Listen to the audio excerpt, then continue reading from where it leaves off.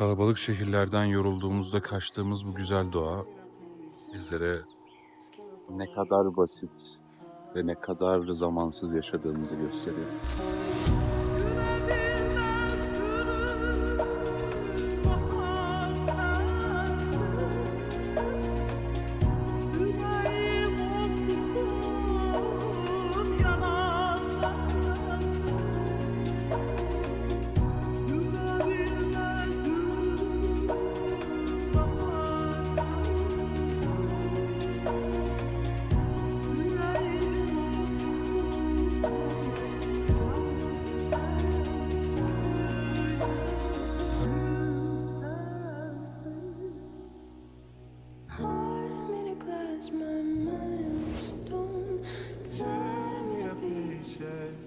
Skin up on